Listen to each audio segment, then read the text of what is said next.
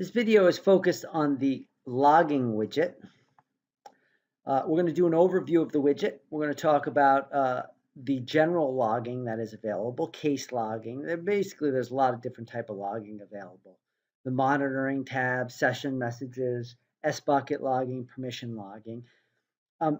The overall message you should take away from this video is just that if you're interested in logging it, it's available in Quincy. If there's something in particular, it's quite complex. All the different things that are logged. If you're looking for detail and you're not figuring it out, call support or post it on the message board because it is available, and we just need to direct you in the right place. But let's go through the widget and we'll talk about what's easily accessible right here. So we're going into the logging widget. The case logs are first of the tabs presented, but you can see all the different tabs. Let's just go a select administrator, and then we'll select the case or demo case. And we could select a filter, but I'm just going to go with the default, which is all stuff, and it'll bring up all the activities. Now I only asked for the last 15 activities, but let's do something more meaningful than that. We're going to ask for, well, 1,500, you can see it.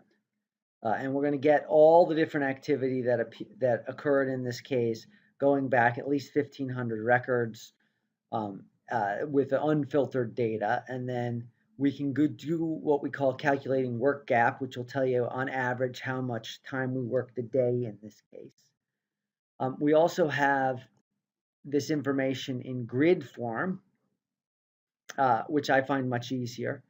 So you can go and investigate the data, export it to Excel and manipulate it there. We also have a search history log if you want to get the searches that were done on this case. I don't believe, in fact, I've done any searches on this case at all, so I don't expect that to turn up anything. But if you had done searches, it would list them all here. General logs is much the same, frankly. It's just on different information. So let's go ahead and do administrator, and then you can see all the different information available. And if we click here, it's in tabular form, and this is kind of log out, log in type information. You can see that seems to be primarily what's available. And again, it's just the stuff that's under general logs. We have a monitor session, which will monitor all this activity ongoing on the system at any one time. You can start monitoring, and it will start here, and you can see the different users available. Only user 1000 is logged in, and I'm not really doing anything, so it's just going to stay on the 0 line here. I can stop monitoring. I can say who's logged in, and this will show me who logged in. This log user is obviously not logged in. So you can get a sense for who's on the system if you want to do some system maintenance or something like that. Pretty simple. Sort of neat to watch people do stuff, but in the end, it's just the graphic, and it's not particularly powerful. But it's nice to know. I will tell you, it's nice to know who's logged in. Session messages. This is client-side specific, so you will get a ton of messages that pop up here as you go through a session, and all of those get aggregated here. And this is really more of a diagnostic tool. It doesn't get saved anywhere. It's not really a log in the truest sense.